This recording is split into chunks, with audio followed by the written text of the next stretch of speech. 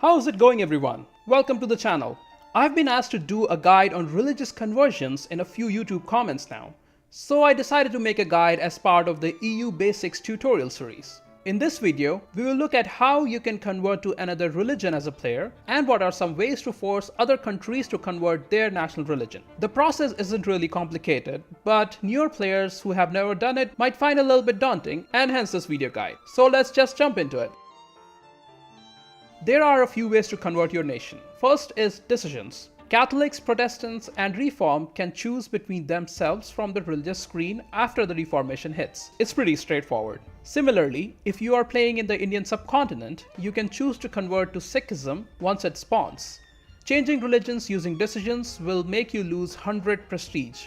And also, you typically get extra missionary strength for a little bit, so you can convert provinces to your true faith religion. The second method is by events. For example, British countries get an event to change to Anglican, and there are some in-game events for pagan religions to convert to Catholic, Protestant, or Reform depending on their neighboring country. There are also event chains for Ming and Japan to convert to Catholic. The third method is by rebel conversion. If you want to convert to a religion, you can use religious zealot rebels for it. If these particular rebels occupy the majority of your country, you can accept their demands, which will convert the national religion to whatever the religion of the rebels belong to. Let's quickly go through the step-by-step process.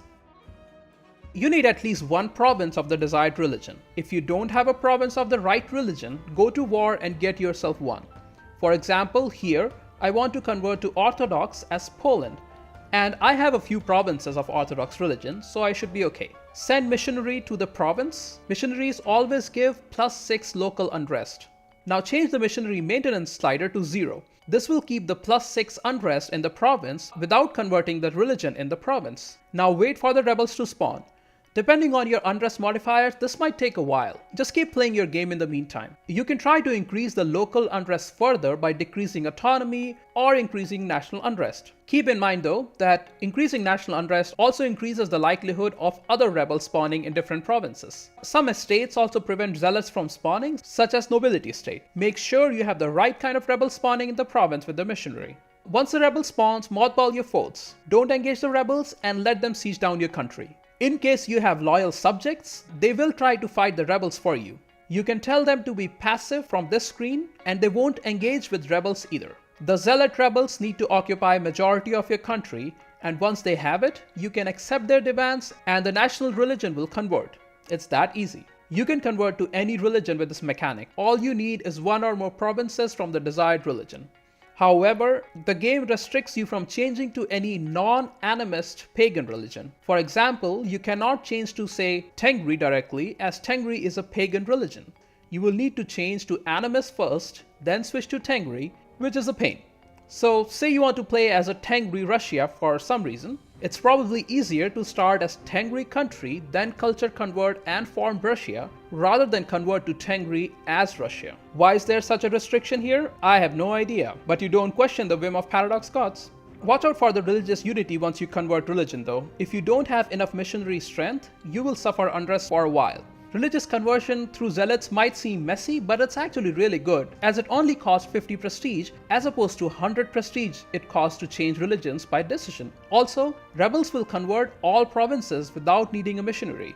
So if you have time, you can let them run around and convert all your provinces, and you won't have to suffer the penalties from low religious unity.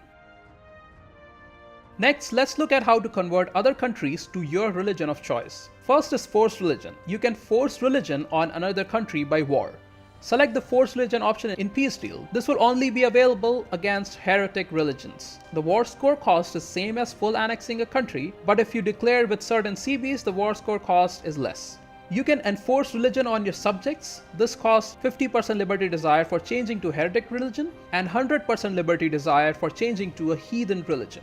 This liberty desire modifier ticks down 1% per year, so make sure you can handle a disloyal vassal for a few years. Also, it's more productive to use the subject interaction with subjects who have religious ideas. Otherwise, it might lead to a lot of rebels in your subject provinces. You can also enforce religion on HRE nations if you are the emperor and HRE religion has been locked. Use the enforce religion unity option from the diplomacy tab.